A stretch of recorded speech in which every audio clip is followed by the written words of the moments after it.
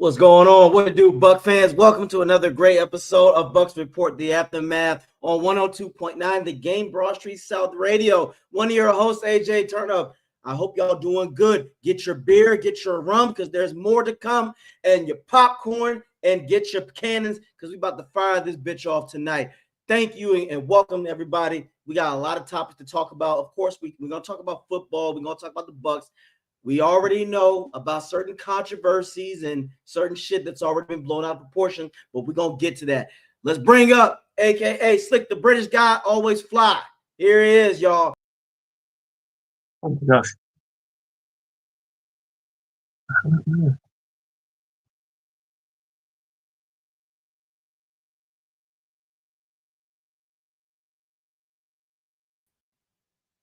There it is. There he is. Here we go. And remember, check him out, the Sandwell Steelers.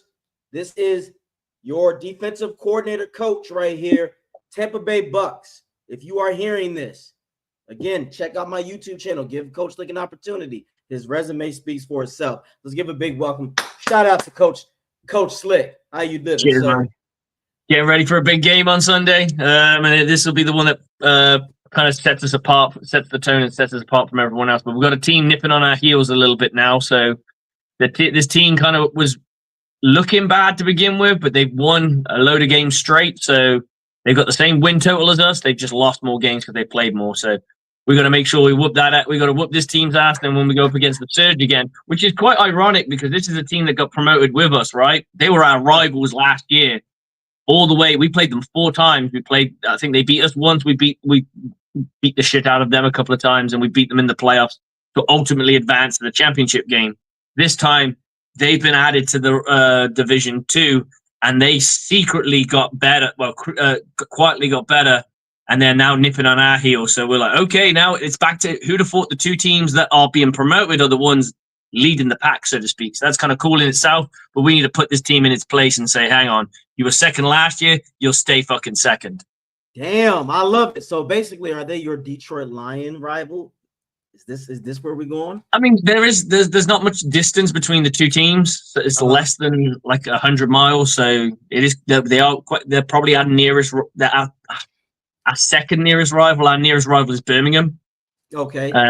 They're really, really close. Like you can get there within 20 minutes. So we end up having a pool of player that I wouldn't say gets shared, but like sometimes if the Bulls are doing bad, they'll come and their talent will come to us.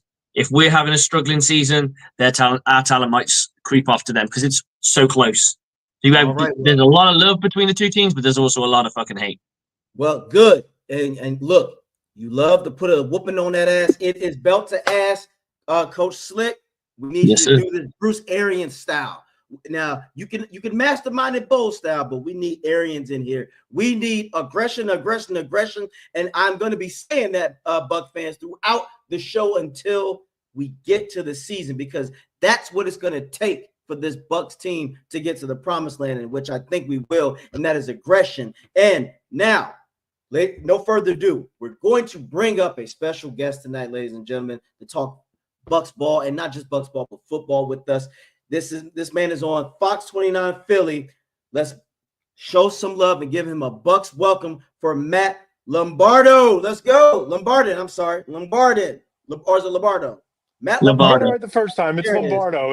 Instead of the Lombardi Trophy, it's the Lombardo experience over here. Coach Slick, by the way, I think you guys do it right over there because, if we had relegation in America, we could just say goodbye to the Colorado Rockies, send them down to Double-A, forget Triple-A, send them down to Double-A. When was the last time the Rockies won a game? And to bring it full circle to the NFC South, the way things are going in New Orleans, we might as well ship the Saints over there to play against you guys. You should play them in 2 weeks.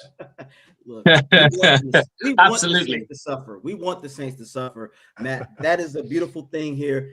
They had their time, and they still didn't. They still didn't get it right. Out of all those NFC South titles they won, no Super Bowl to show for it.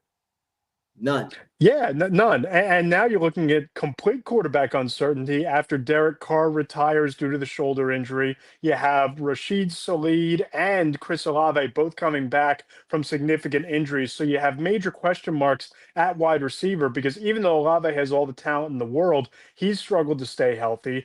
Kellen Moore is walking into a situation where they've gone from the fifth ring of salary cap hell into about the sixth or seventh over the past 2 years. They've never decided to just take their medicine, have a down off season. They always have to throw money at problems rather than getting bad and getting to the top of the board to replenish and get cheap.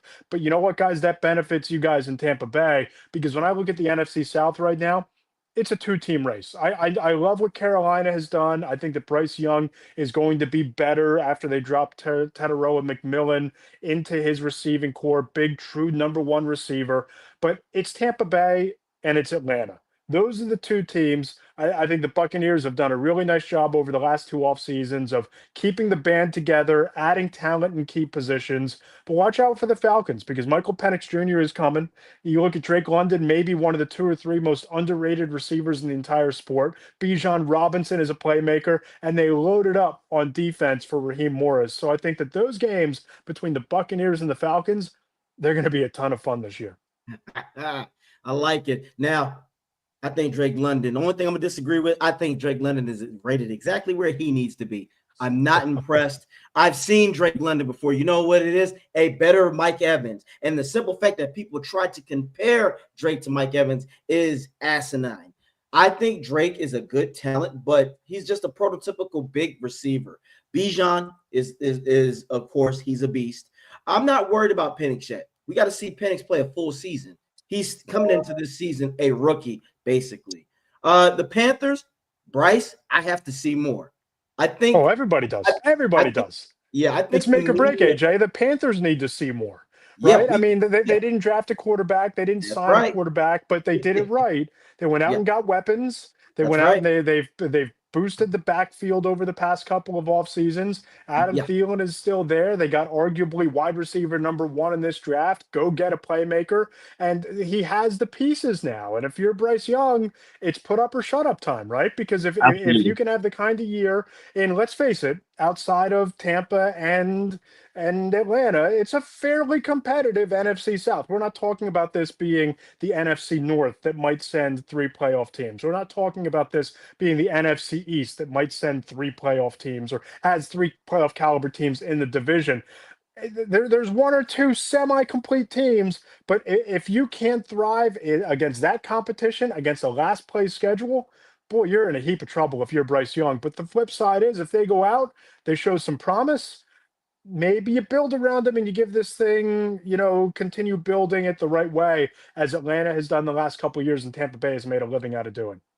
Amen. And that's how you got to look at it. I mean, you look at what they're trying to do. You've got to surround him with weapons because you want to say, okay, we've given you every toy, every option to get better.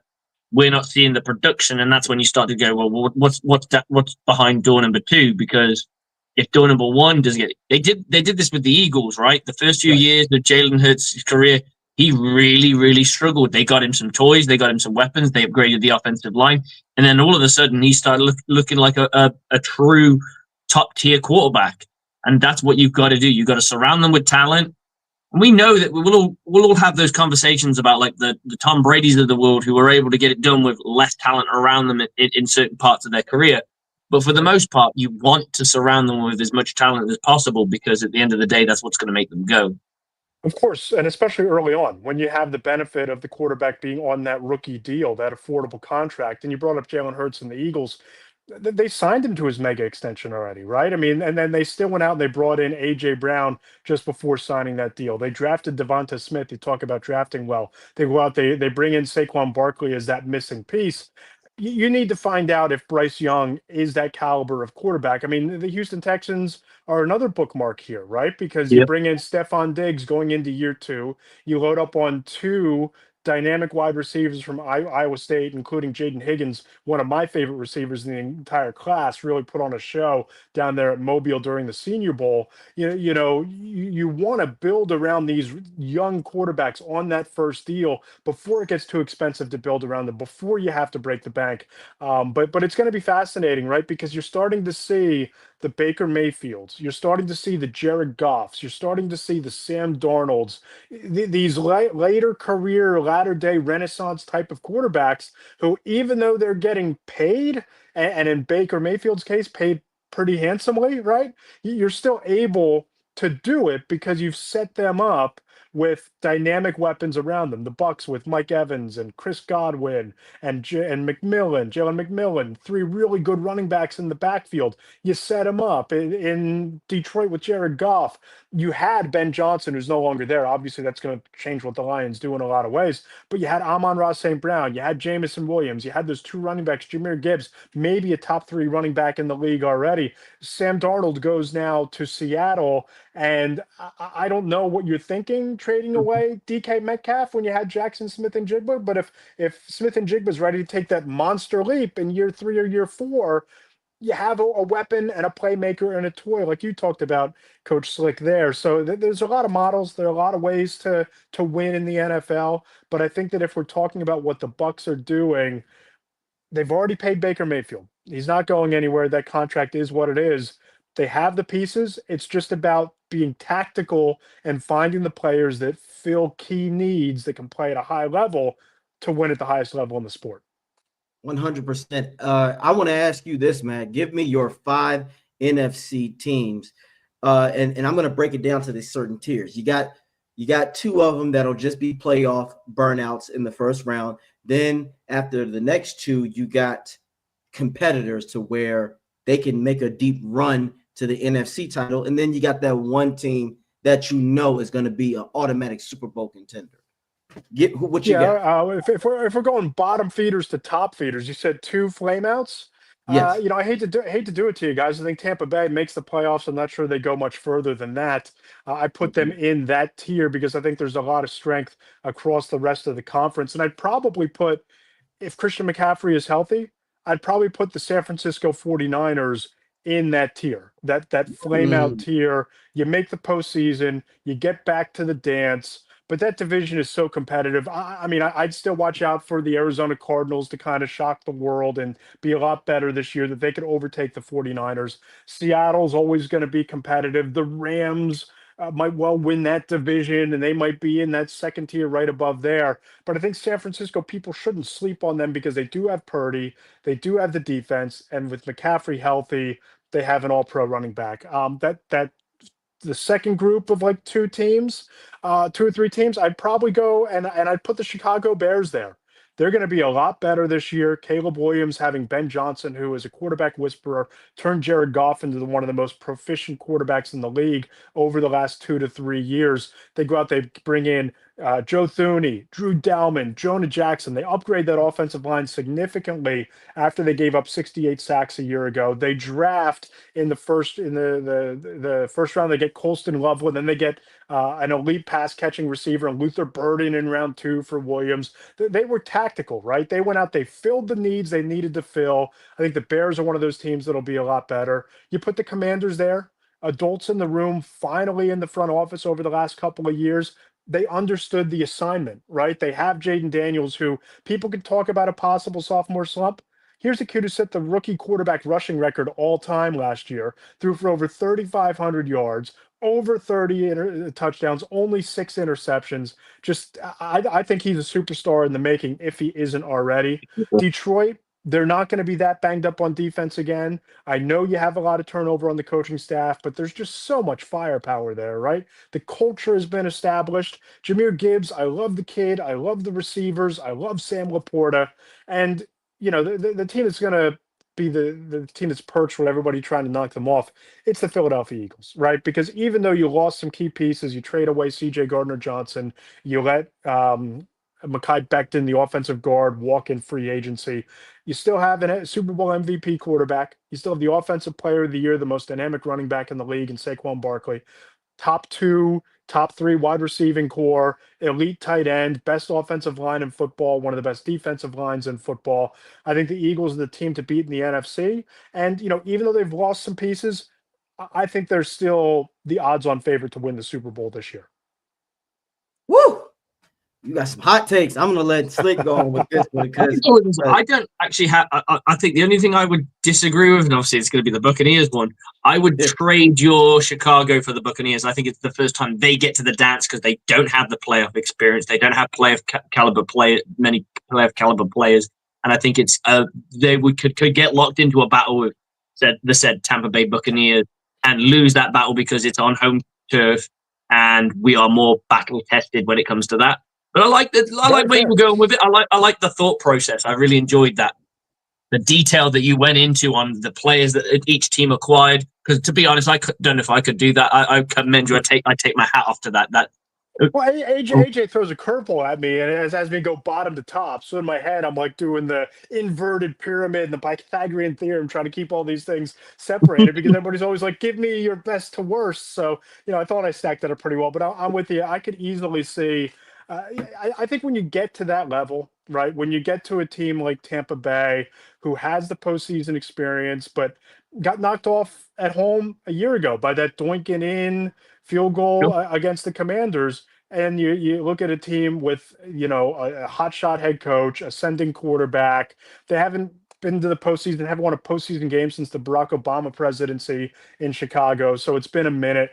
You can catch lightning in a bottle, right? And I think that Ben Johnson was the most coveted head coaching candidate this hiring cycle and last hiring cycle when he took his name out of the equation for a reason. I think it's a quick turnaround in Chicago, but again, that's taking nothing away from Tampa. I just don't know if the pass rush is where it needs to be for them to win come playoff time. I don't know if the offensive line can hold up against what the Eagles are fielding every week, against what Detroit is when they're healthy. Those are the areas where I think totally agree with that. I think the offensive line I disagree with more, but I like the defensive. And this is something we've all been talking about. The Tampa Bay Buccaneers feel like we're very much a pass rusher away, but it's finding that elite pass rusher. It's trying to get hold of that guy. We bring in Haason Reddick, and we'll be talking a little bit more about him and what's going on with him, about the camp situation with him later as we progress through this. But yeah, you're absolutely right. The one thing that we've always been a little bit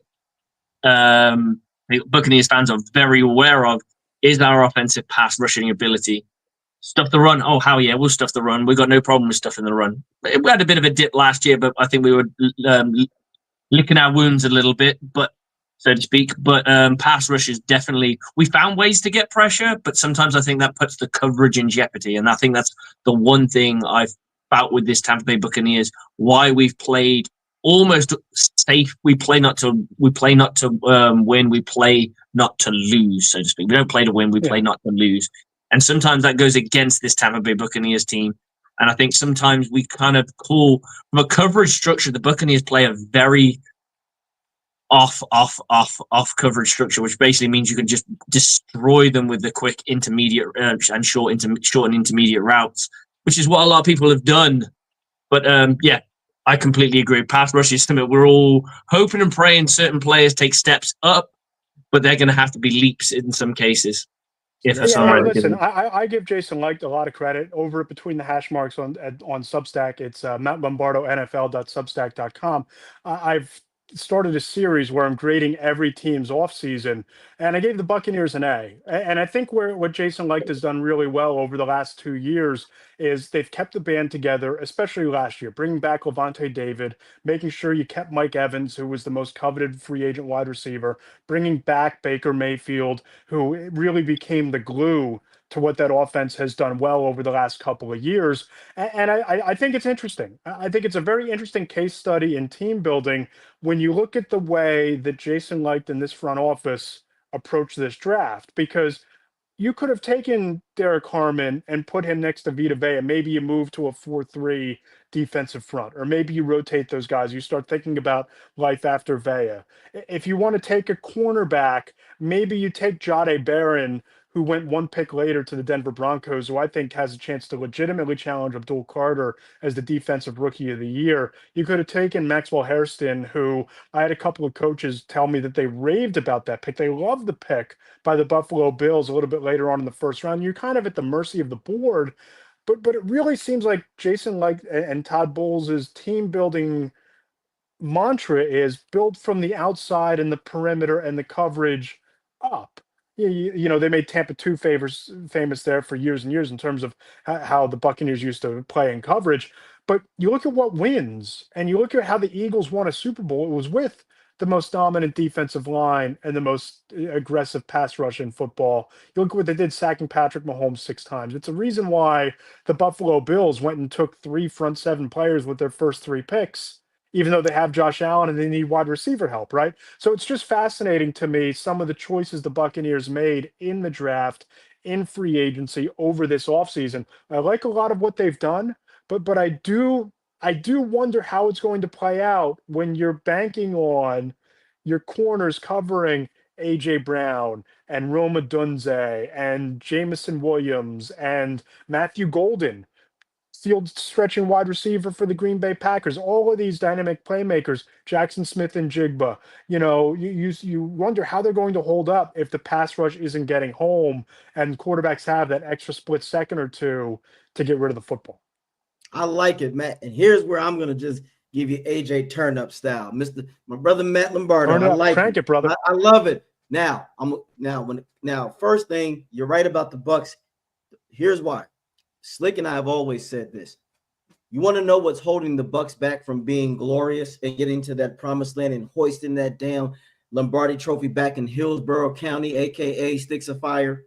You want to know what's holding us back? What's that? Todd Bowles. Todd Bowles. This is why. So, if he continues with the plates not to lose mentality, we will be a first exit. But this time, the difference, and Slick can say this because he has had to calm me down. We have to take certain things in context. This year's draft was not just about offense, but the defense. Last year, the Bucs lacked depth. That's what made the Eagles so special. Eagles fans, get ready. You don't have the most dominant linebackers. You just have depth. You have a lot of depth, and that's good. And on both sides of the ball, that's what the Bucs lacked last year, Matt. When Savassier went down against Detroit, that held us back in pass coverage. Levante couldn't do it himself. And we had nobody who really knew how to do a pass coverage. We didn't have rotational pieces for the pass rush. JTS, who was our pass rusher, was a bust. Now with the addition of Haason, now with the addition of the draft pieces, Bowles is going to have to be aggressive on both sides of the ball. And I think he understands that now. Matt and everybody else out there, for all you NFC teams, you're not stopping Mike Evans, a healthy Chris Godwin, a McMillan, and a Emeka Egbuka. Oh, yeah, you mentioned those 3 running backs. And Buck fan and people out there, I don't think people realize the Bucs line is going to be a beast. Our line was good last year. Tristan Wirfs is the best tackle. I'm so sorry for people who think Lane on the Eagles or it's not. It's not, because let's look at it this way, Matt. Tristan Wirfs is the first offensive lineman in NFL history to be all-pro, not only on the right side, but the left side. Until I see Detroit guy do that, until I see the Eagles guy do that, I don't want to hear that shit. Now, so the Bucs, the reason why I picked the Bucs to go far is because I do think Bowles understands not only his job is on the line, but his legacy. If he fails and doesn't get to the NFC, he will always be remembered as a coach who should have stayed a coordinator and someone who was just an understudy of Arians. He doesn't want to go out like that. You go out with a Super Bowl, I guarantee Bowles retires and gives the keys to somebody else. So this is why I think the Bucs, this time the Bucs offense is going to catch up, is going to be ahead faster than the defense. I do think the defense is going to take time, but we will get there. Now, the Bucs are going to be dangerous. I'm just throwing that out there. Now, when it comes to your Bears prediction, I say hell no. Why do I say hell no? Matt, no disrespect. I'm so sick, and this is what pisses us Buck fans off. I am so sick of Chicago getting all this hope. They said the same shit last year, Matt. Oh, well, they got Keenan Allen, they got DJ Moore, they got all these toys for this quarterback, And what did they do? Fall flat on their face. And just like Bryce, this quarterback, Caleb, is still going to have to show he can do something. Now, I do agree Ben will help him, but it's the mentality of Caleb that I'm concerned about. AJ, did you watch that Thanksgiving game against the Lions last year? Did you watch Matt Eberflus get on the plane? He had to take his timeout out of his pocket and put it in the TSA check bin when they had the chance to kick a game-winning field goal. I'm with you. He didn't call the timeout. I'm with you, but they had two different offensive coordinators. They fired their head coach. You are right, but see, I like that you're saying that because it's not you, but when us Buck fans talk about Baker going through different offensive coordinators his entire career, it's always a meh. It's always a eh. When we're like, wait a minute, we have to have that same football talk for everybody. And don't get me started on the Commanders. Hot take, they're not going to the playoffs this year. Why? Because we've seen CJ Stroud, Matt. We've seen, if you look at their numbers in their rookie year, Jaden's different. Jaden's built different, brother. I'm just telling you. But is he really different, or is it that this team took people off guard? You want to know who the didn't take me off guard. I don't need you to take anyone off guard in the playoffs. I'm saying last August I was on my podcast, the Between the Hash Marks podcast, and my co-host was floored when I told him that the Commanders could wreck someone's day in the postseason, that they were built to win. Now I don't have that same strong feeling necessarily about the Bears. People I talk to in the league tell me that they believe the Bears are going to be better. I think they'll be better. I don't think they're going to go to an NFC championship game. I will say my Commanders antenna is kind of popping about the Denver Broncos, though. If we want to look at the other side of the bracket, it's a similar build to what the Commanders have done. You have the rookie quarterback in Bo Nix. You go and you get him a game-changing rookie running back in R.J. Harvey. You go out, you get Jahdae Barron to drop opposite of Patrick Surtain, the defensive player of the year. Where are you throwing on that Broncos secondary, right? And, You're right. And that's where I look at what Tampa did. And look, if you're taking a Mecca Booker, who, look, I'm a Penn State season ticket holder, full disclosure. I've watched a ton of Ohio State football over the years. I've watched a lot of Emeka Egbuka over the last 2 or 3. Heck of a player. But I talked to a scout who told me that he's the best pure slot receiver. Can't play him on the perimeter. And a coach who told me he believed that Egbuka was mostly a product of Ohio State's system and the talent around him. And look, again, I'm high on Jason Licht. I like what they do. I love the team building philosophy. I think they've done well over the last couple of years. I do wonder how concerned they are about Chris Godwin even getting on the field for week 1 if you're passing up on a Matthew Golden who has 4.29 speed and can play on the perimeter, opposite of Mike Evans. I do wonder. I hear you, but this is what Slick and I have talked about, and I always bring it up, but I'll say it on my end. I was a big fan of Golden. That was the pick I would have gone with, mainly because I watched a lot of media stuff with him on, and I was like, I like the way this guy's going. But I'll let AJ finish up. I'll say this: we don't want Godwin. I don't want Godwin in. If the Bucs are smart, you want Godwin to rest, and including Mike Evans. This is how you use your 2 veterans. You want to use those guys to just get to stay NFL ready. We want the young boys to take the licks. This is why you drafted Emeka Egbuka, because he's a Chris Godwin caliber type of guy in the slot.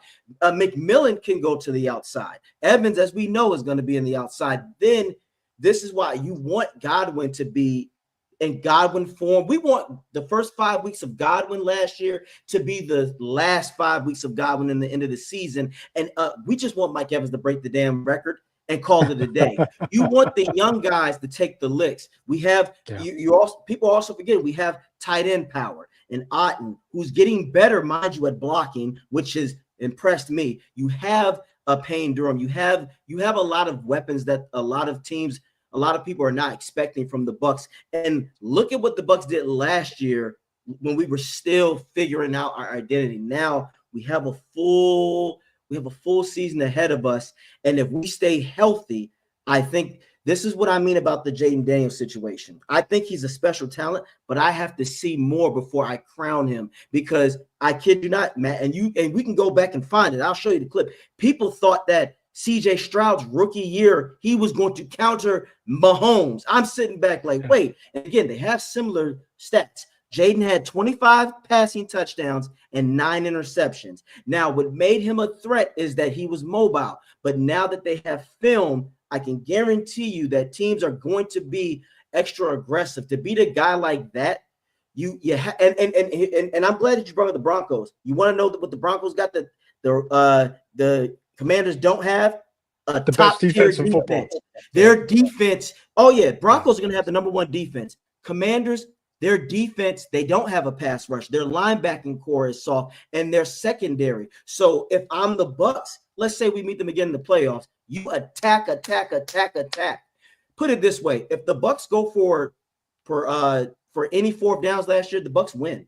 Again, the Bucs were last year the only team in the playoffs that did not go for a 4th down. This is why I'm going back to if Bowles can do this, I'm just going to be aggressive, guys. I have to get it together. It was goofy turnovers in that game as well. It was goofy ass turnovers. Yeah. Oh, yeah. And this is the Bucs defense in a nutshell last year. So you're right on this. If they can they're going to need more than a pass rush, Matt. They're going to need balls of steel. My favorite, Slick already knows, my favorite defensive coverage is man. I need you to be slapboxing receivers on the line of scrimmage, not this shit. This is what we went through all last year. I knew this was going to come out today. This is what we went through, Matt. Now, you are right, Matt. I'm not knocking you. If the Bucs do this and play like this, you're right. We're going to be in and out of the playoffs. So you're right on that. Now, the Eagles, I like that you talked about the Eagles because people are so high on the Eagles. You know, we played them last year and we dug in that ass, in the Eagles' ass. Now, here are the Eagles fans. But if A.J. Brown and Deontay Smith were playing, I go like this. We played your starting defense. We was punking them so bad, Jalen Carter threw up because it was too hot in Tampa. He couldn't take the heat in the kitchen, Matt. So it's all about matchups. You're right. Last year, Eagles fans didn't want to play the Bucs. I've had Eagles fans say we don't want to play the Bucs. It's about matchups. Until Jalen, at this moment, Todd Bowles is Jalen Hurts' kryptonite. This is Todd Bowles every time he sees Jalen. Yeah, I got something for his ass. Yeah, I'm gonna disguise these blitzes. Smoked him in the playoffs 2 years ago. We always do, but this is why I say the Bucs. Typically, if you really look at the Bucs, they usually beat themselves. It's usually the only time we got dominated last year was the Broncos and the Ravens. You look at the rest of the games, the Bucs were in there. So, but I see what you're saying. The NFC, I think, is going to be competitive, but it's also wide open. NFC East, I'm not worried about Dallas. They'll fall apart by week 10. They'll be better. They'll be better this year. You have a healthy Dak Prescott. You have George Pickens and CeeDee Lamb now. They brought in a couple of running backs. I think they'll be better. I don't know that they're going to be a team that can make a playoff run, but I think that they. I got them with 8 wins.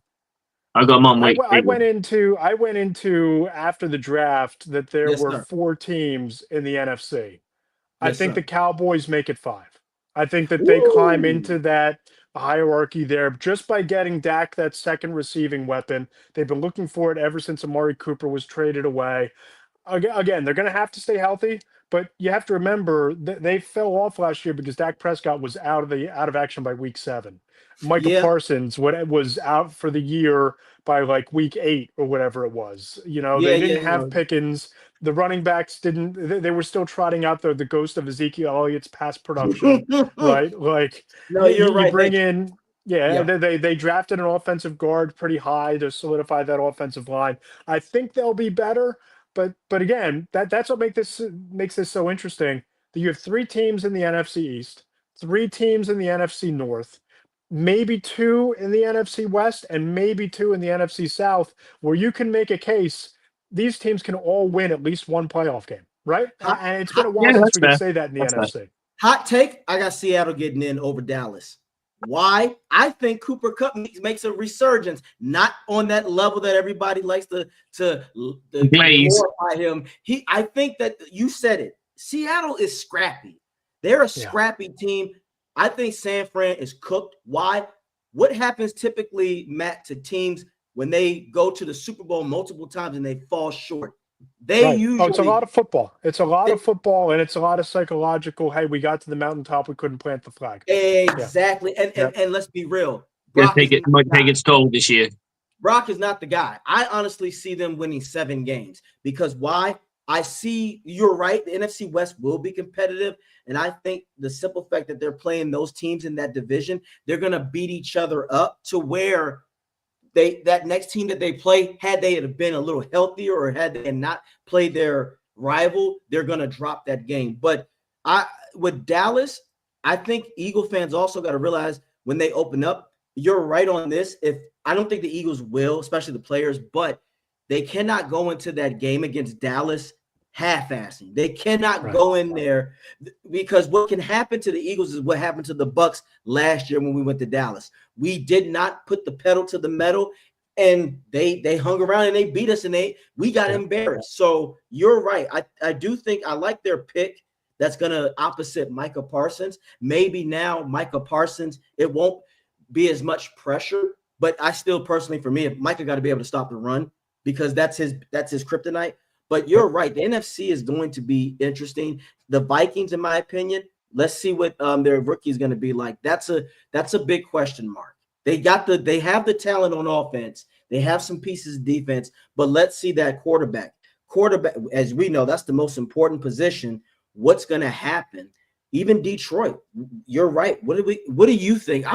Let's talk about that. In your opinion, how do you see Detroit being without Ben Johnson? Do you still see them between a 10 and 12 win team, or they're still going to be a 14+ team, in your opinion?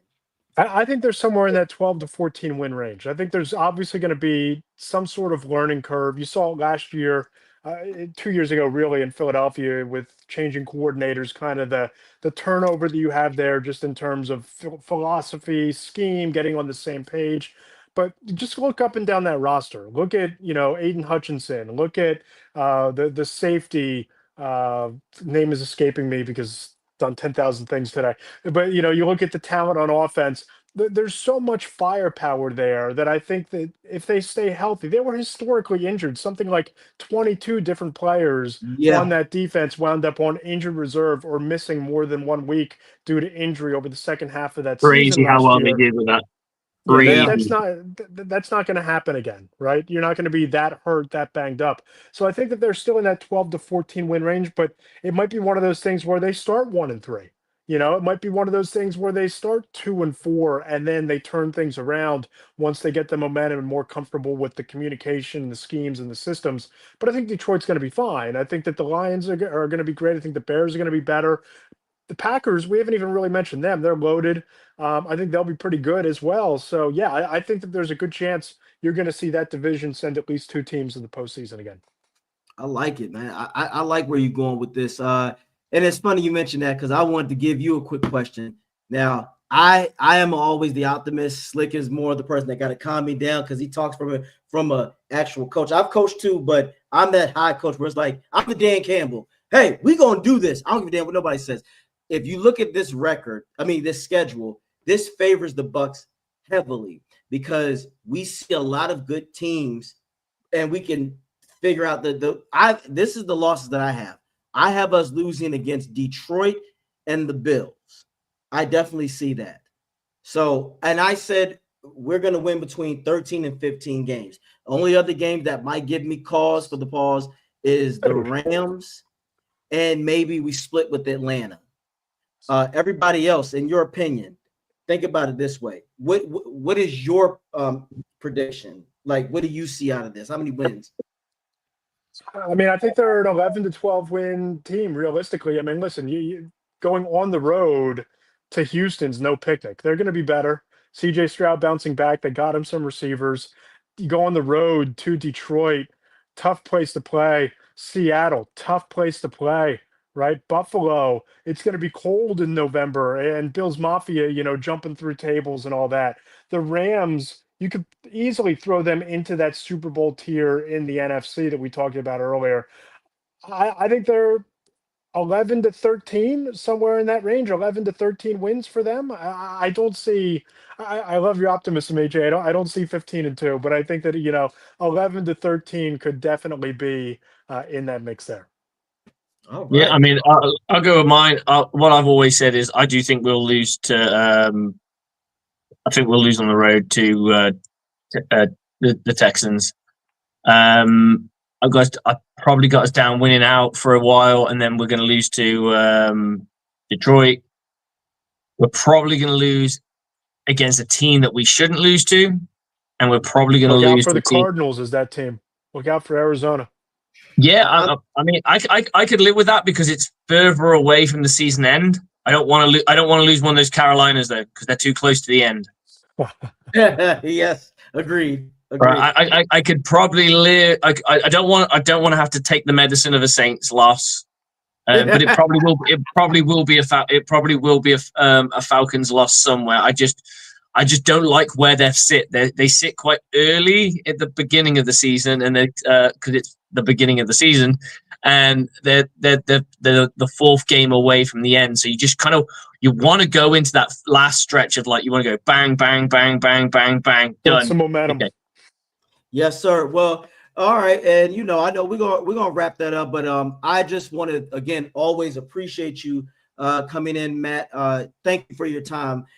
Please tell everybody like where they can find you, and if you got any other plans, if you got anything else coming up, any articles or anything, please. Yeah, guys, it's been a lot of fun. You can check me out on Substack. It's mattlombardo.nfl.substack.com. We run an insider column every Monday called 4 Downs. We do a mailbag every Friday where I'll take people's questions and then pose those questions to NFL coaches, executives, scouts, get their insight from the people inside the league answering your questions. A lot of fun with that. And of course, we have in-depth features. I have hosted Between the Hashmarks podcast every Tuesday. You can check it out at Between the Hashmarks, mattlombardo.nfl.substack.com. And if you sign up for a paid annual subscription, a portion of those proceeds either goes to the ACLU, Showing Up for Racial Justice, Women's Way, the Trevor Project, or the Matthew Shepard Foundation. So we try to do some good work out in the world with the work we're doing out there, breaking down, talking about, and reporting on football. So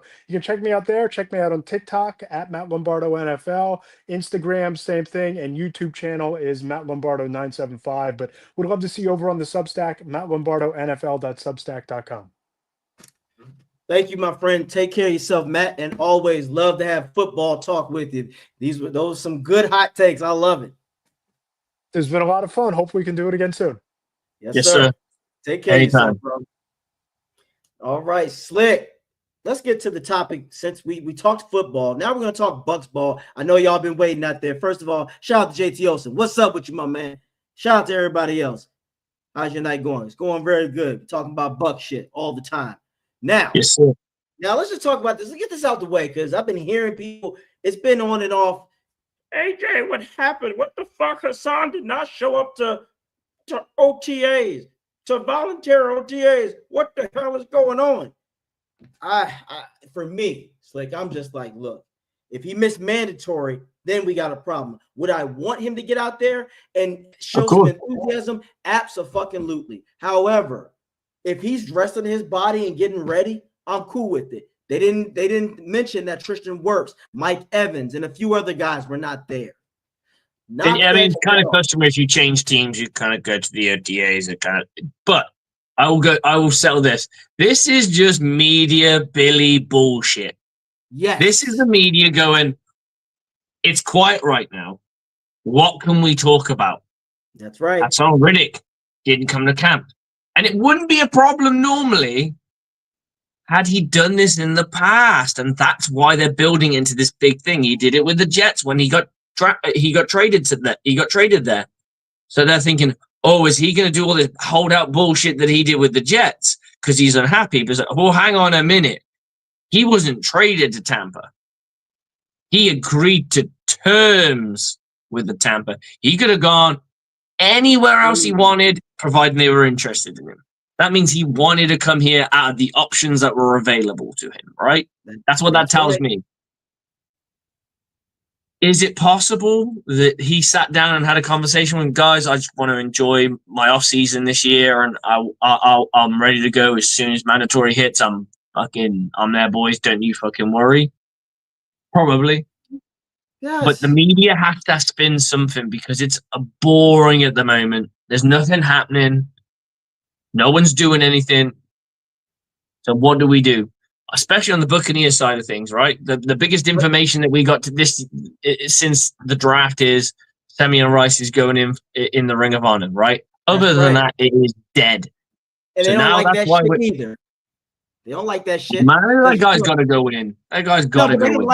Well, I don't think he deserves to be on the level because he didn't do anything. What do you mean? He was double-digit sacks for like 6-7 years. He was a high-end pass. He was one of the high-end pass rushers this team's ever seen. He's not Michael Strahan. What the fuck are you talking about? But you know what? I'll tell you this, AJ. I got a perfect answer to this. You know what? Yeah. Where did Michael Strahan play? New York Giants. But is he in their Ring of Honor? I think he is. Yeah. But maybe these fans should go fuck off to New York and fucking celebrate that shit. We're celebrating Buccaneers players. I couldn't give a fuck what someone else does on a fucking other person's roster. Couldn't give a fuck. He's not Strahan. Strahan's one of the greatest pass rushers who ever played the game. Whoever played the game. I'm not saying he's not better or whatever. That's a personal opinion. Right. Simeon Rice for this franchise is probably one of the greatest pure pass rush defensive end edge defenders. Right, the best pass rusher we ever had. In theory, God rest his soul, Leroy Salmon and Warren Sapp. Right. If you made a Tampa Bay Buccaneers perfect team, he's on it. Yes, it's Sapp, Simeon, Leroy Salmon, and Vita Vea or McCoy, depending which way you want to go. So yes, so for people out there, the man made an impact. Stop fucking hating. But Slick, you are right about this. It is a media hot take because now it's stirring up the Bucs family because he should have been there. I want to see enthusiasm, but you're right. The man just got there. Maybe again he's trying to rest his body. Y'all didn't say no shit about Evans and Wirfs. These guys, trust me, these guys understand what's at stake. They're not taking the shit light. Well, Baker was there. Okay, I want this. I want to see Baker. The face of the fucking franchise. Yes, I want to see Baker. And Baker for Baker, all those new draft picks. If he can just build chemistry with like two of them, yes, yeah. That's going to set his season. Like you said, what did we just say? We just turned around and said, "Oh, we don't know when Chris Godwin's back. We don't want to rush Chris Godwin back because we want to have him back for the playoffs. We want to have him back 100% rather than battling. And then he's fighting through more injuries because guess what? You go into the season injured. You're going to gain more injuries as the season progresses. So now you start off -1, and that's a big injury to come back from. Now you're adding all the bumps and bruises, the niggles, and all the bits and pieces you're going to get from a regular NFL season if you are lucky and don't get anything major. And that's so maybe Baker's like, maybe I'll go to this OTAs. It's good for me as the face of as one of the faces of the franchise. That's right. It's good for me to get rapport and build early with someone like Emeka and the other guys, Tez Johnson, that are on the team. That I can also go and get that with. That would make perfect sense. What would be very stupid, Mike Evans doesn't need to come to camp. This would be his 13th camp? His 13th year, yes. His 13th. What in a scheme that he pretty much knows. There is zero benefit other than maybe taking players under your wing. He doesn't live in Tampa. He lives between two states, right? He lives between the state of Texas and the state of Florida. There's no need for these people to come. No one would. I wouldn't even be bothered if Baker didn't come. I'd like it, and I'm pleased that he is. But for pass rushers, right, guys, I'm gonna break this down to you real nice. Do you know what you'll learn as a pass rusher?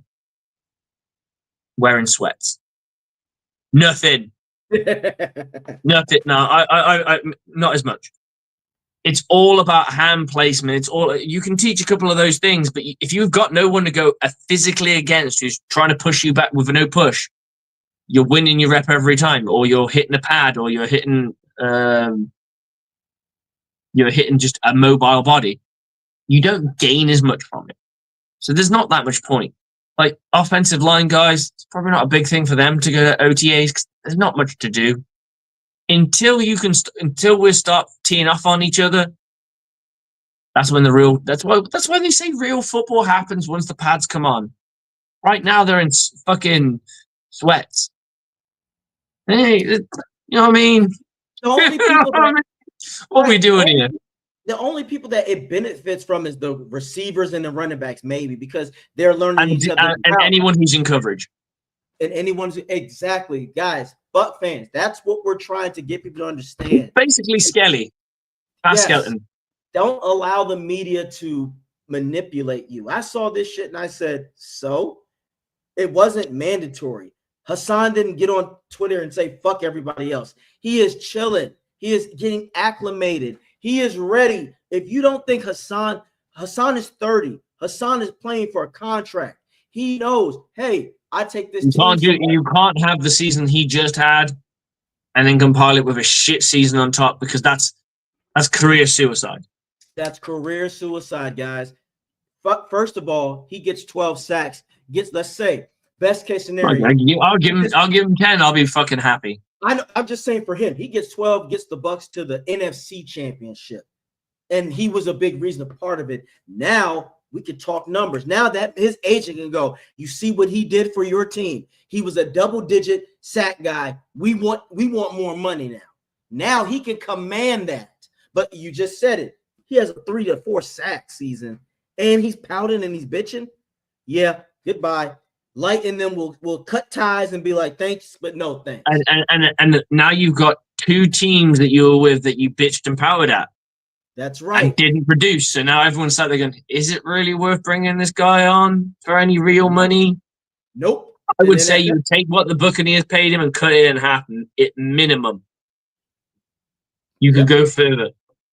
So and then I'm not worried about it, and I think it is just fodder to add onto the fire to try and build some sort of fucking story narrative that, oh no, something could be amiss. Nah, man. And here's and I'm glad we're talking about narratives. This is one of the only few topics I want to bring up. Slick, it's safe to say the Commanders are what the Detroit Lions were 2 years ago. A heart-darling, warm-ass team. Because when you've been asked for so long and now you show signs of life, now all of a sudden, they're the next big thing. I am so sorry. Jaden has got to show me. What if all of a sudden, Slick, Jaden, what if last year was a Cooper Cup season? And you know where I'm going with this. It can fucking happen. You could I wouldn't say so much for a rookie though, dude. But I think they'll be good. I don't agree with the fact that you'll think they'll miss the playoffs. I think they'll be behind. I don't think they'll lead. I don't think they'll win. I don't think they'll win the division this year. I think they'll just be behind. I think they'll be good. I think they'll be very good. But I don't think they're going to be as good as everyone thinks they are. I don't either. I got to see more from Jaden. I understand. And here's what I said about them catching teams off guard. What I meant by that is they were aggressive. The way that they were aggressive, they did things at the right time, at the right moment. Because Slick, when I ask Commander fans, tell me something that you've seen that Jaden does so well to make you think he's going to be a superstar. And if they just, what they just say? He just wins. What the fuck does that mean? What the fuck does just win means? That makes no sense because then when I asked this, like, well, what happened in Philly? It wasn't his fault. His team fumbled. Wait, I thought he's Jaden. I thought he could do it. He could do it all. I think at the end of the day, a lot of Washington fans are just sucking on the teat, man. It is what it is. I know. Yeah, of course. They had a great season, and I think they will go on to the playoffs again. I don't know what that entails because the thing is, once you're in the playoffs, that's where it all changes. You can't turn. Did anyone have Philadelphia winning the fucking Super Bowl? No. Really? We all thought every man and his fucking dog thought it was going to be a rematch between the Niners and the Chiefs. No one was fucking banging their fists for I think they maybe were the third favorite. I don't know who the first favorite might have been. I honestly, I'm with you. Nobody really expected that. I don't know. I didn't think they were going to be as good as they were, especially with the fallout that they had when we beat them. And I'm currently watching that documentary, Kelsey. Yeah, and it's going through that. I think it's going through that season, and it's where they went undefeated for like a shit ton of time. And they're like 13-2 or 13-1 or something like that. Yep. And I'm like, I know this is going to turn out bad because I know what happened because I was there. They are going to fucking spew a shit ton of blow a shit ton of games, and they're going to lose to the Bucs. That's what's going to happen, right? So when that happened, a lot of people doubted, and quite rightly so, the coaching that is done in Philadelphia, and rightly so, because how do you take a team that's 13-1, limp your way into the playoffs, and then lose the first game when you've got this secret weapon known as the tush push? It shouldn't. And not only did you lose, you got blown the fuck out. You got your ass whooped. You didn't just lose. You fucking got your ass whooped. You got your ass whooped. You got demoralized. It wasn't no doink on a field goal. No, they were the doink. It was just. And that's it. And then what you did was you allowed us to retire one of your greatest players of all time, Jason Kelsey. We retired his ass. That guy should have gone back to a fucking Super Bowl. Exactly. But again, you're right. And that further reinforces why adding certain players to your team matters. It doesn't always mean just because you've added a player that you're going to be better. Like, look at, we've seen teams load up, right? So we've seen the Rams have loaded a little bit. We've seen Philadelphia have drafted more than anything because they can't really load, but they've drafted. And when it comes to a team that's got most of their changes for draft picks, and then I have question marks because I don't know how good your players are. I hate, when people do like the best quarterbacks in the NFL will be, and it's like they insert a name like Caleb Williams when he was a rookie, and you're like, you can't do that. You can't. You can't do that because it's unfair to the rookie. You're putting an expectation on that kid to take an NFL franchise. The guy, let's be honest, Caleb Williams couldn't fucking lead a fucking anything in the fucking in his career as a. Where did he play at? USC. Remind me the last time USC was in the playoffs.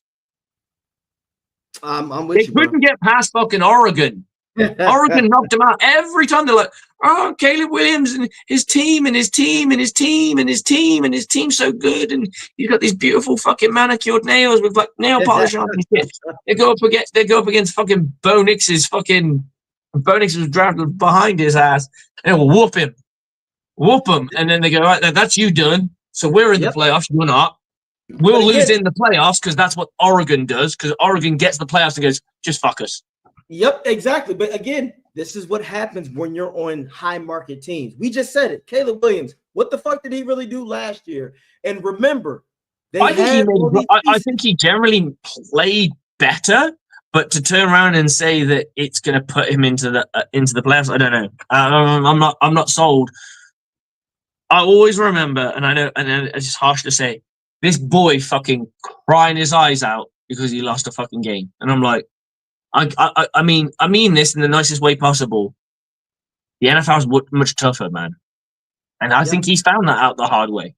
I'm hoping. I wouldn't say I'm hoping because I don't really care because the fucking Bears, right? Right. But I'm hoping for his sake that he's learned to get past that. He had to have a sports psychologist. This was a guy who was fucking mocking a quarterback. Is it the TCU, Max Duggan, and mocking him for crying? So, dude, you ain't even been there. You ain't been where he been. Yeah, exactly. And again, to be the quarterback, you got to be the man, and you got to have the mindset of fuck everything else, and you got to have a short memory. This is something that you and I have seen. We're talking about, like Caleb. Until I see more, I don't care what the media says. Because again, back to the Bucs fans, How many times have we silenced these fucking critics, and yet we're doing the opposite. We're not being glazed up. We're that team that everyone goes, they're gonna fade. Oh shit, yeah, they're gonna fade. Yep. Their team seems old. They're gonna fade. Right. Still fucking here. They got some fight in them. The fuck you mean some fight? If anything, we look, but this is why, Slick, you and I are saying, Bowles, get your fucking shit together, because the way that your team runs is how your coach usually is going to be. If you come out there with energy, animosity, aggression, understand this.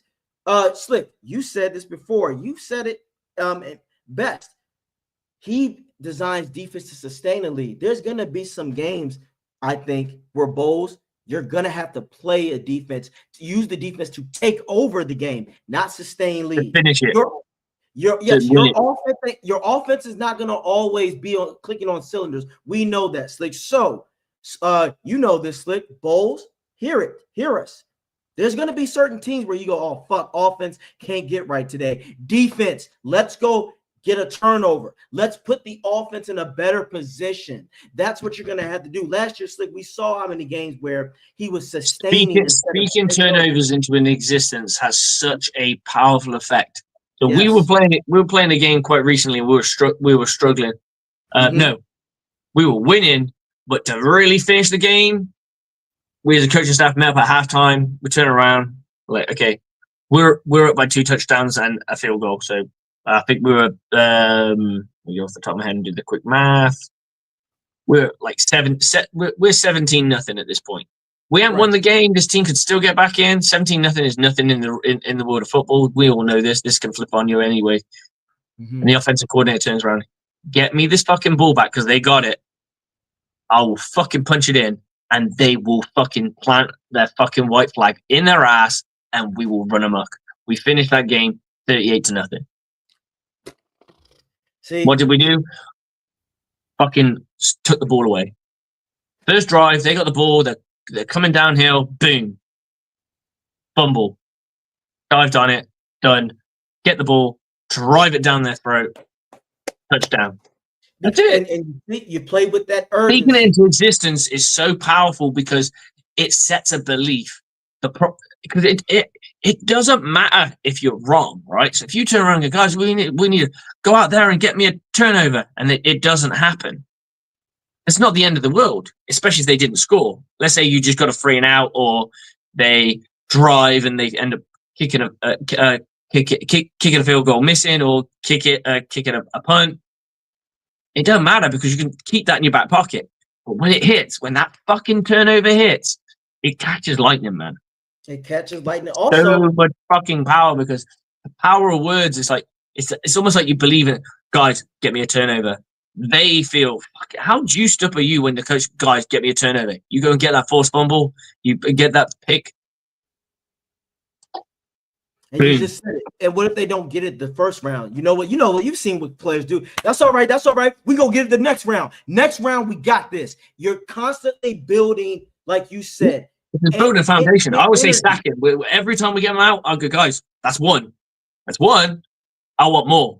Let's keep stacking. Let's keep building this thing. Because at the end of this game, we turn around and go, we stacked X amount of drives that scored fuck all.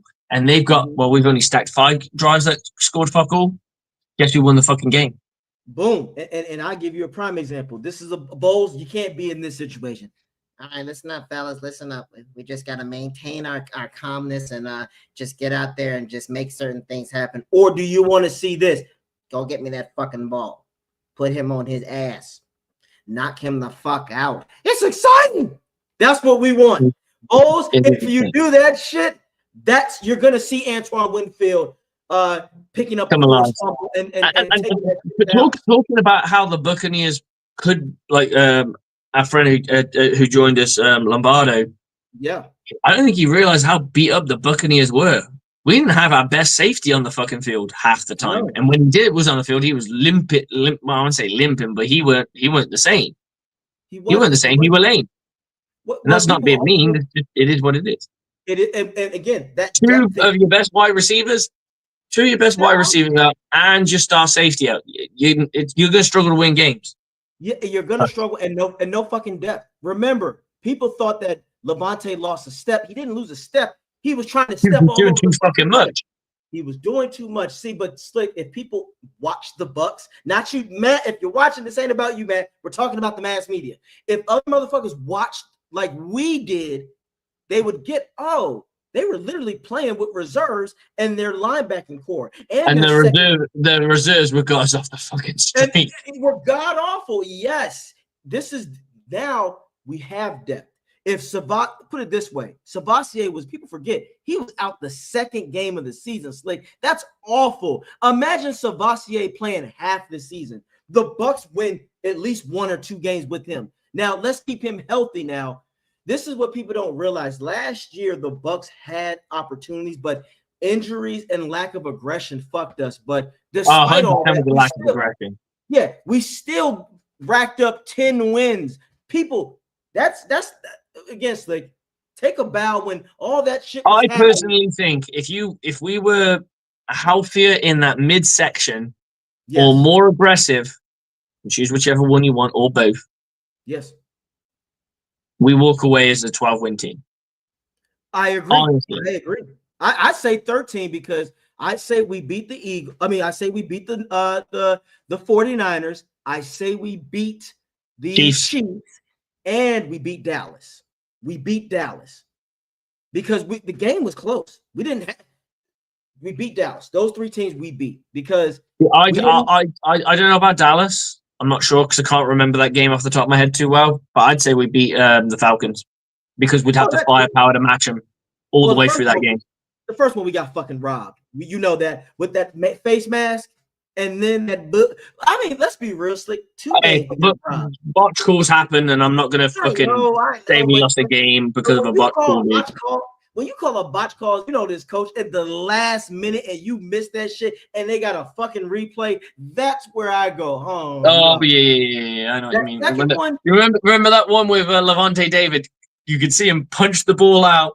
The ball's bobbling on the floor. We dive on it, and they go, oh, there's no real proof that it ever came out and it was ever clearly recovered. I can fucking see it being clearly recovered. I fucking lost it. Exactly. All right, go. Here come the dude. Hey, the dude is about to. Dude's gonna get crew, baby. He's about to make himself known. Come on, dude. I'm waiting for the. Talk your shit.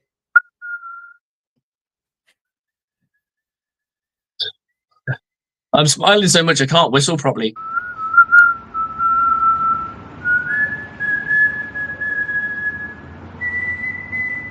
I'm going stone cold. Hey, yo. Nope.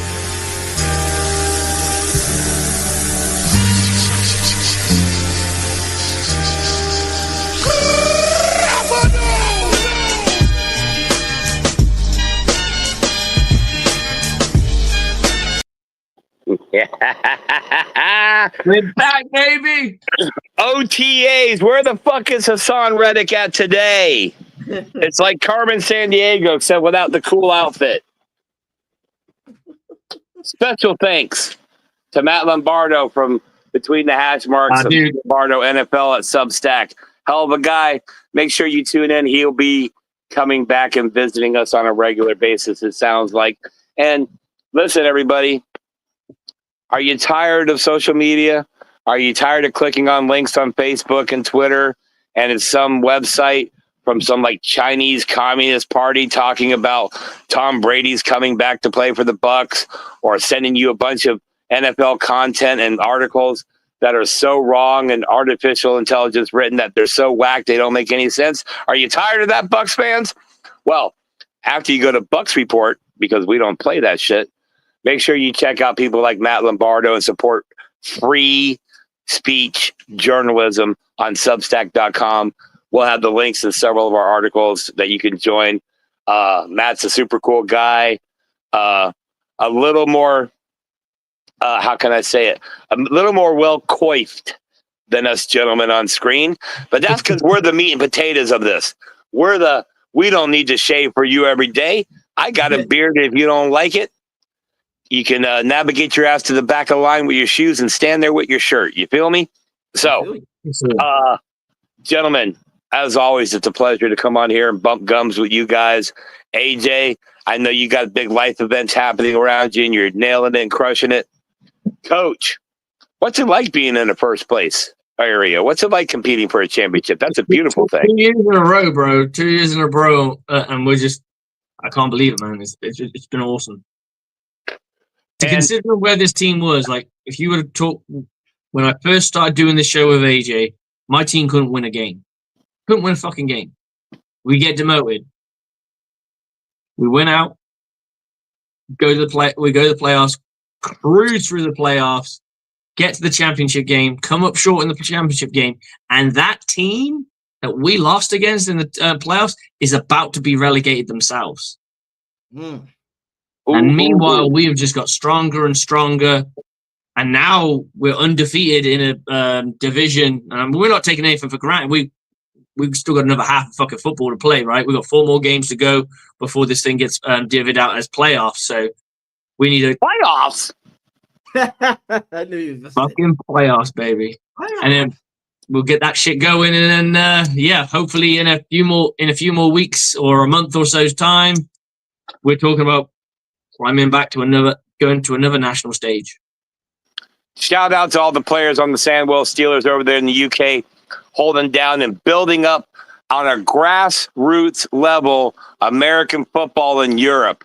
This isn't the UFL. This isn't the Europe NFL League. This is actual British and Europeans at coaching and playing the game that we over here on this side of the pond have grown to be fanatics and love unconditionally. So shout out to Slick and all the coaches. A big shout out to the players for grinding for probably nothing as far as monetary value, just for the love of the game. And that's what this is about. That's why these 3 gentlemen are on here, for the love of the game, for the love of the Buccaneers football. We're not going to send you to some weird website where we talk about, does Tom Brady have a mistress? Don't fucking care. We're not going to go ahead and get in some kind of weird fucking battle over a flagrant foul in the WNBA. That's Ryan Clark's lane. By the way, Ryan, STFU.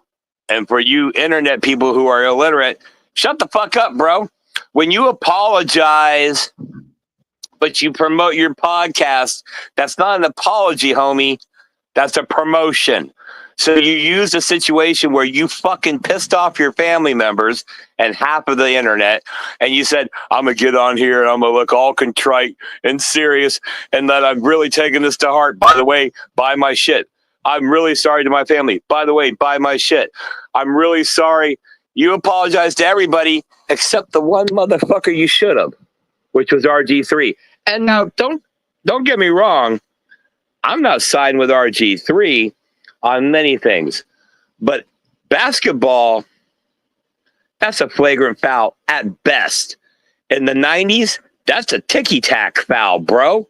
That's a swipe of the arm.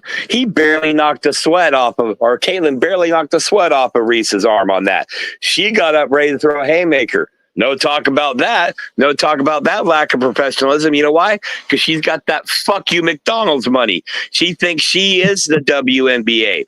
And the fact of the matter is, you got mad and then got blown the fuck out, and Caitlin dropped a triple-double on you, and all you had to say was, you and Ryan Clark, race. Let me tell you, for all you younger whippersnappers out there, and to remind the older ones, there's this old fable called The Boy Who Cried Wolf. If you keep crying one thing, it eventually is going to come get you. Or they're not going to take what you're crying seriously when it actually happens. RG3 wasn't being racist. He just happens to date white girls. Ryan Clark, you went in on saying, how can you possibly understand a black woman when you're not with one? Hey, bro, turns out you were with one too and got a kid. So Ryan, what the fuck are you doing, bro? Do you think the internet is fucking day by day and it's deleted, Control-Alt-Delete every day so we don't know anything? Do you think as a public figure, you're not susceptible to people looking into your past, seeing what skeletons you have in your closet? Of course you're not. You know why? Because you think I got a 4-letter network behind me. I can pretty much do what I want. I got carte blanche. And the internet said, no. That's not going to happen, Ryan. So, Ryan, take your apology, turn that sumbitch sideways, polish it up real nice, and shove it straight up your fucking candy ass. And yes, as anybody who watches this show, and hopefully Matt's watching it right now, so you know what we mean by not safe for workplace, I'll say it to your face. I'll say it in front of your mama. I'll say it at your Christmas dinner. Ryan, you're the baby back bitch of the week. Yeah. Baby back, bitch. Wait, I'm sorry. We can't do that without this, can we? Ryan, this one's for you. I want my baby back, baby back, baby back, baby back, baby back, baby back. I want my baby back, baby back, baby back, baby. And another thing, Ryan, if you got some personal shit to the man, to Robert, say it to his fucking face. Don't use anybody else. If I don't like somebody, Cam Jordan, Marshawn Lattimore, I'm gonna tell you, I ain't gotta use no other branch. Fuck them. You see how easy that was, Ryan? I didn't have to bring up race. I didn't have to bring up family. I just brung somebody that I don't like. And again, keep the brotherhood shit in the locker room. Because, Ryan, I guarantee you didn't say some shit where if ESPN heard it and if it came out, you wouldn't have a job. So, and that's the thing. AJ's crushing it and nailing it with this. And here's what I will say. We're not all, what's the word I'm looking for? Gullible or naive enough not to understand that this whole Reese versus Clark thing isn't based in race. And here's why I will say. I have yet to see any white media member say negative things about Caitlin. I have yet to see many black media members say anything negative about Reese. So y'all drew the line. You made it about race because you think that's driving the ratings. And here's the thing. You know what's driving the ratings? Quality, old school, fundamental basketball. You know, layups, which Reese can't do. Passing, assist, box one, the whole 9 yards. These girls are playing basketball the way that us old heads appreciate it, and that's why your ratings are up. That's why there's people in the seats, and that's why they're a buzz. I'll put it this way. This offseason, Reese, you shot a bunch of Instagram videos, went to some award shows, got yourself a McDonald's deal. Caitlin hit the gym and got buff. Her game has increased and accelerated. You are throwing up bricks from under the basket. Dude, there was a TV show on in America way back in like the late 80s, early 90s with this, I'll say, mentally handicapped young gentleman named Corky. Corky can make a layup, bro. What does that make you, Angela? Okay, that said, that's enough basketball talk because I'm starting to feel like I'm growing a vagina over here. Haason Reddick. It ain't helping, bro. It ain't helping. We've been out here defending you, talking about everybody deserves a second chance, and you're like, yeah, I'll show up. The quote from Todd Bowles speaks volumes. We hope to see him at some point or eventually. I am paraphrasing. When the coach is like, well, he'll show up if he shows up. If he doesn't, he doesn't. $14 million, bro. All you got to do is put on the pads. Not even the pads, it's OTAs. Put on the shorts and a jersey and go learn the scheme. Here's what's going to happen. Week 6, we're going to be like, gee, I wonder, coach, why hasn't Reddick performed the way he should? And somebody from the media, some apologist is going to say, well, he's still learning the system. Right. That's what the fuck OTAs are for, you dumbass. That's what the fuck you come in and grind. That's why players like Mayfield and Brady and Evans and these guys, they don't just do OTAs. They get together for activities and workouts on their own time. Haason, you have got more talent in your little finger than I can possess in my entire body. And you're fucking pissing it away for what? Oh, I don't want to practice in the heat. Motherfucker, you signed at Tampa. You're going to play in the heat. You better get used to it. Or are you going to be that dude like Jalen Carter bitching out on the sideline throwing up because it's so hot out here. I can't handle it. Well, if we go back and watch the season before, I bet Jalen Carter skipped a couple OTAs too. Just saying, there's a reason these programs are here. It's not because we're bored and we need something to talk about, so get out there and run around in your shorts. It's to learn the systems. It's to learn the tendencies. It's also for the coach to see what you do and don't have and where you do and don't fit in. And Haason, the longer you're not there, the more likely it is you don't fit in. And if you read his contract, bro, if they cut you mid-season, you give him back money. Okay? You ready to cut that check going the other way, homie? All on principle. That said, Baker's out there with the team. We got a jacked up offense, bro.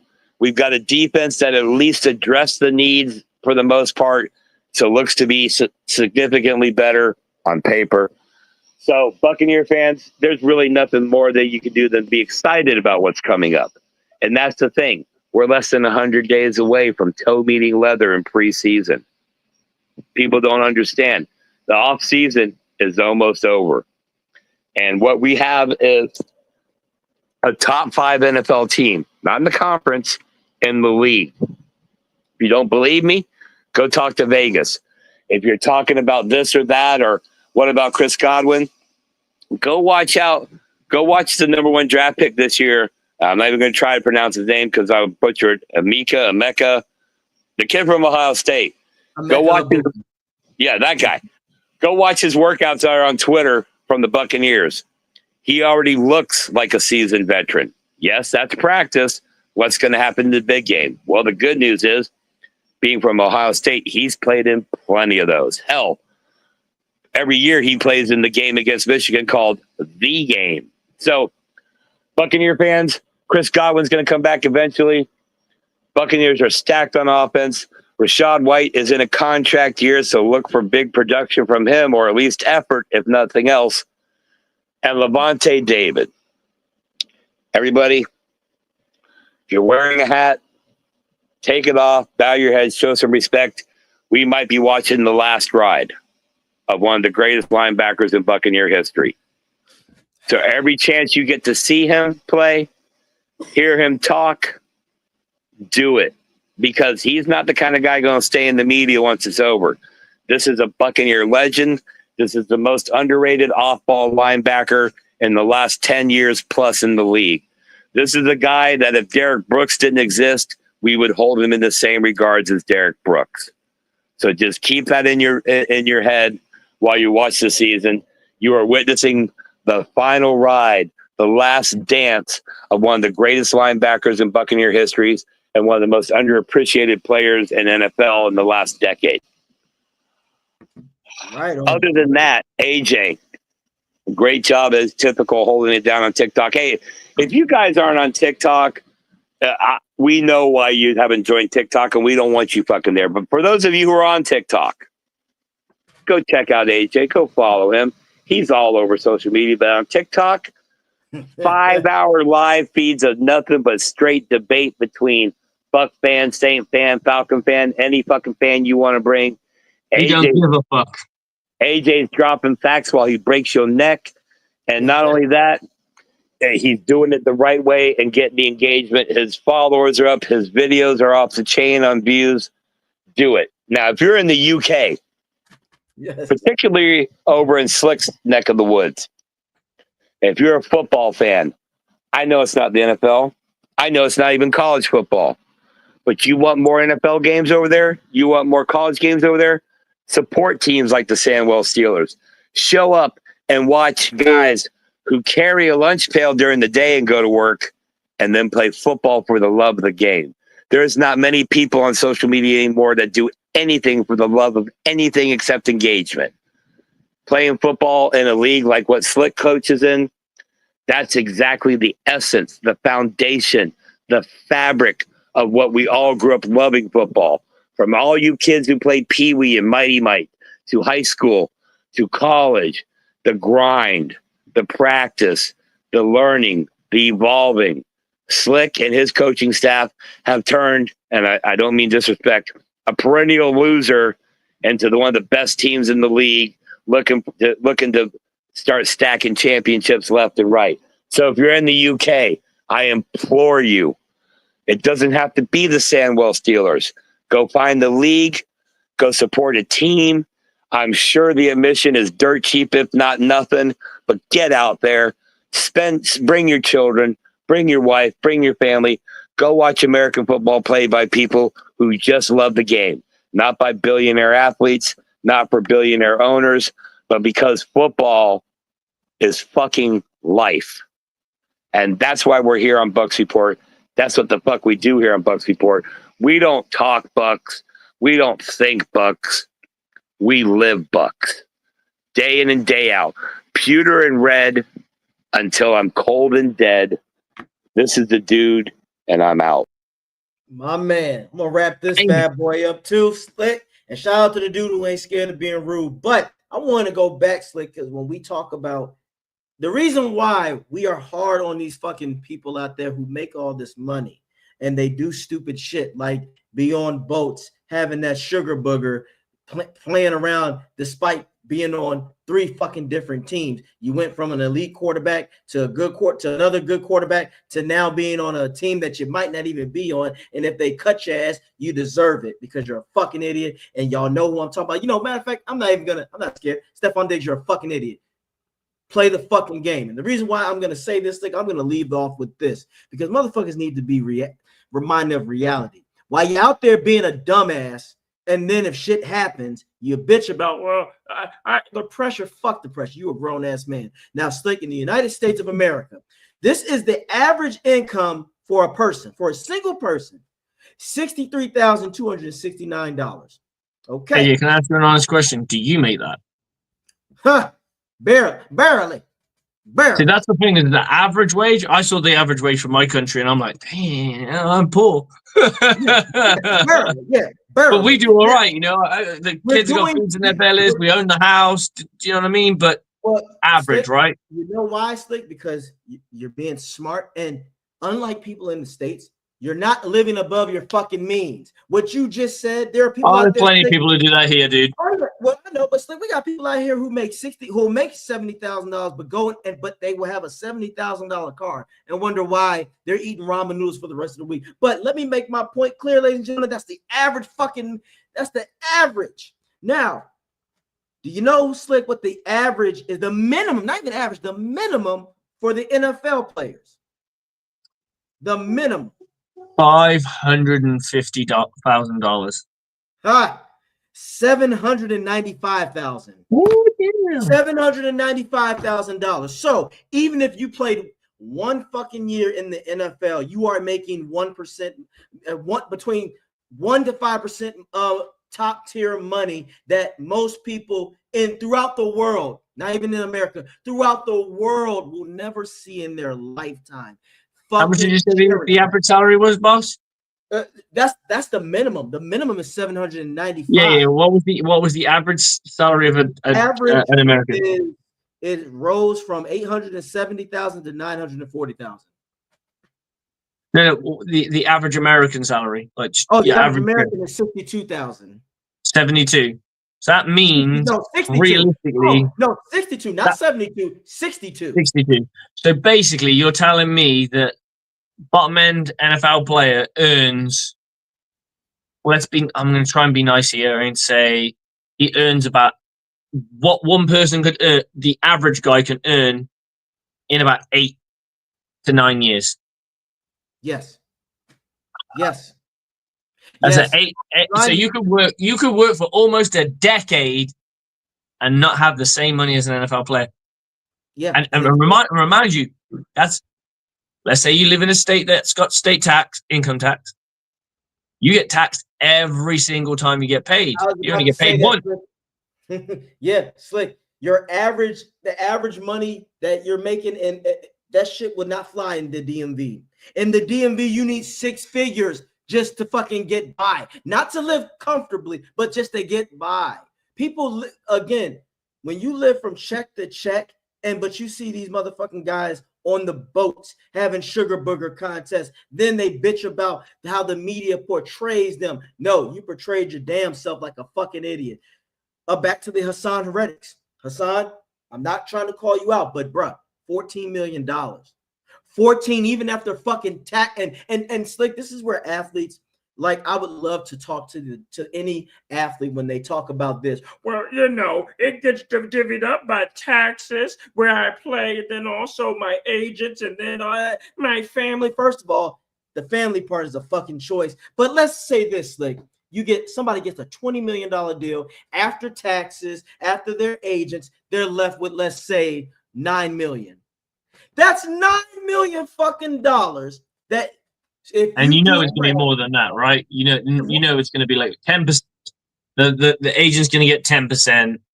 The tax is going to be around about the same. So you're losing 20% of your salary. So that's you've lost $2 million. You've lost 4 million. Yeah. Okay. You're losing, and I get it. All the taxes and all that other shit, all that. But even still, if you were to get a $20 million contract, but you still walk away. Dude, if someone gave me a fucking $1 million today, I would be set for life. You would be set for life. I'd still be working, but of course, knowing I never have to pay off a mortgage, but the house is just mine straight outright. Okay, NFL players. You know what I mean? I'll live in luxury for the rest of my life. Someone sit around and said, "Here, Slick, here's $1 million." Wow. Again, fuck it. I'll go with the fucking vet minimum. They can give me the 790,000. That'll pay my house out. Now I'm playing with an extra 500,000. Yep. I don't know what to do with that. I'm gonna come to Tampa every fucking year. Exactly. So I'm living a high life, and I'd still be winning. Right? And the point we're making to you athletes out there who are making this kind of money, all that other secondary shit is exactly what it is. Secondary. I don't give a shit if you talk about your families, because 90% of you motherfuckers are not even doing this shit for your family that you're saying you're doing. So stop. And then again, it's all about priorities.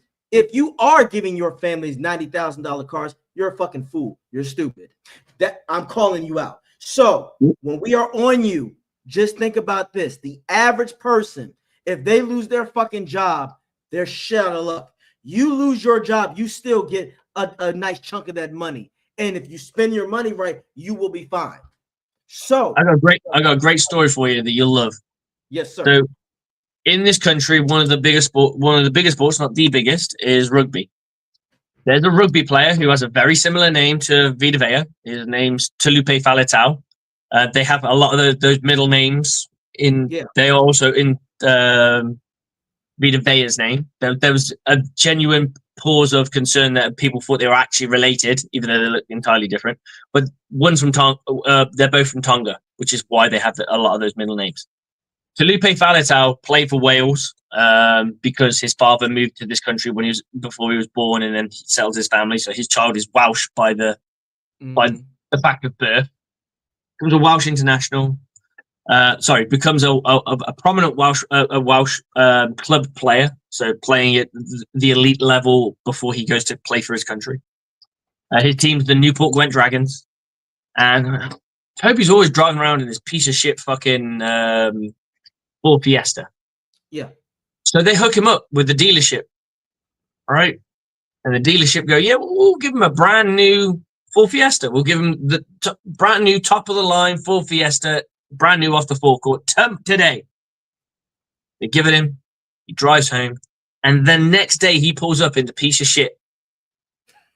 And they turn around to me and go, Felipe, what the fuck happened? I bought you this new car. I gave that to my dad.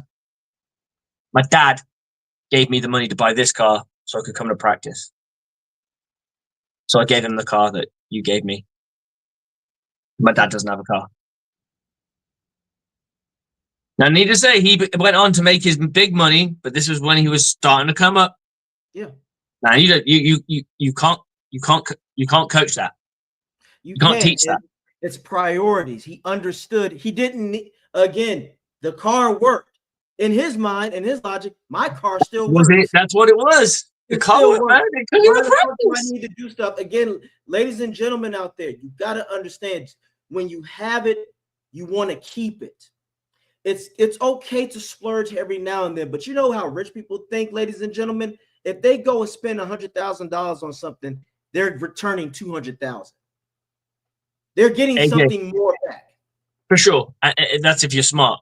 But the real question is, you're enjoying this lifestyle that you're leading right now, right? And they'll go, yeah, of course. We're all, if you don't get you, let's say you were earning $5 million a year, $5 million a year, and you are living lifestyles. You're buying chains, you take your girl, you and Lindsay are going on beautiful holidays. You go and visit me every now and again, and we're having all these nice holidays. You got a nice car, the nice house, the nice.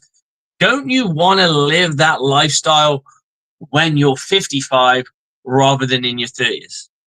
Yes, I want to be able to. So you need to be able to go, okay, let's put this into pension funds. Let's put this into this. Let's invest in a few bits and pieces. That's right. Let's not live outside our means so we can keep some of this wealth aside.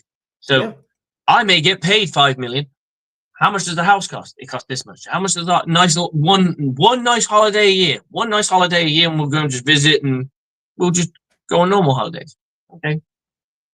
That lifestyle is going to cost us $2 million. Out of that 5 that I just got, yeah. Could we scale it back a bit more? Yeah. We can knock it down $1 million, and we're still living fine. Let's do that. You earn that for, let's say you earn that just for 10 years. For 10 years. Yep. You are $40 million. All you have to do, again, ladies and gentlemen, it's not about, look, stop trying to live through the lenses of other people. First of all, you see what happens. They compete with each other, don't they? Don't live you through go these to fucking racing cars and bullshit. Oh. Yes. Don't live through these people because, one, stop living through and stop trying to live like. Live the life that you like. Ladies and gentlemen, trust me, NFL players, it's a blessing. If the Bucs called me right now and said, AJ, we need you only play 5 games this season, you're going to get $250,000. I'm taking that shit. And I'm going taking that shit, and you will make that shit flip it. Work. Yes. And I will make something out of it. I've said this all the time. I don't need a handout. I need an opportunity. All I need is certain shit paid off, and then I will take care of the rest. I'm not looking for somebody to take care of me. So, NFL players, when people like me and Slick, who love the game, who would give anything to be where you are, cherish that shit, because when it's over and you fuck it up, you can't get mad at nobody but yourself. And nobody's going to feel bad about peer pressure and all that. You are a grown-ass man. And for people to say, well, if you were in their shoes, no, I've been in there. I ain't been in their shoes where I got the opportunity, but I damn sure, one, keep the right people around me. And I know what it's like to have to work for shit. Again, players, understand that's the fucking average. That doesn't mean a lot of people still don't even make that. And even still, they're surviving off of that. You live off of this shit. I leave that with y'all. AJ, turn up here. Thank you all for checking out Bucs Report, the Aftermath on 102.9 The Game, Broad Street South Radio. Again, find me on TikTok. I talk shit. Any Eagles fans in here, whatever, I don't care who you are. If you want to talk football with me. Again, I can't. If you don't, you need to get me on one, bro. You need to get me on. You need to send me a slight little message and a link, and I'll see if I can get there. We're gonna do that shit. And again, my YouTube channel, it's about Buck and Time. I got merch. Checked out the link. So as always, go Bucs. I'm gonna holler at you later, Slick. Take care of yourself, bro. Take care of yourself, bro. I'll catch you soon. Peace.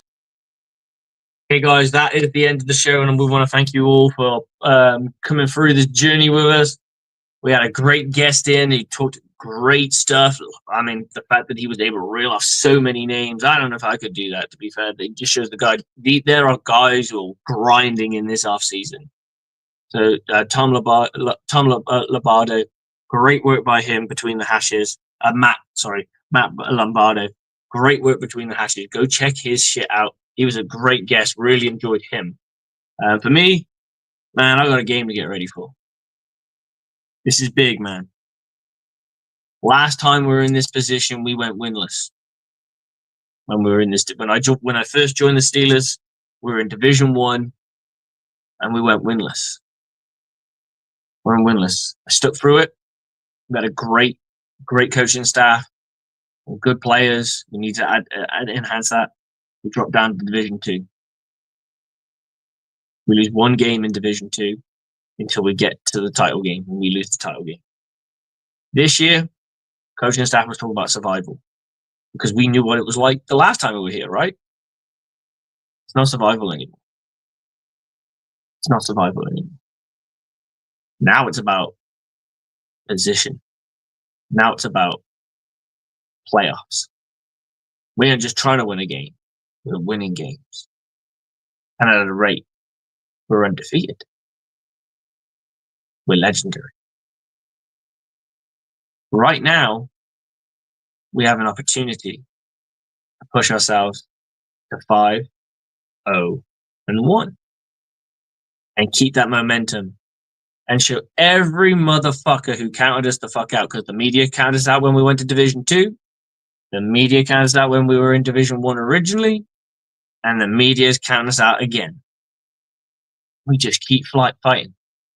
We keep fighting, and we have showed everyone what this team's capable of. There are teams in our division getting national write-ups by the media of how good they are and how they're ascending. Because there's one team that's quietly getting better. And it's our rival that we played last year. They got promoted, and they got promoted in the same division we did. It's time we silenced them. We played them 4 times last year. They beat us. We beat them. We thumped them. And then we knocked them out of the fucking playoff. They don't like us, and we don't like them. This season will come down to that last that battle with them. We have to travel to them. Last time we beat them, we donut 13-0. Now we gotta go. Now we gotta do the rest. So, guys, I love giving you these updates that's going on with what me and my coaching, and I do appreciate any support that you guys put out there. It is awesome, and I do enjoy it. So, thanks a lot for that. Well, on that note, guys, get some sleep.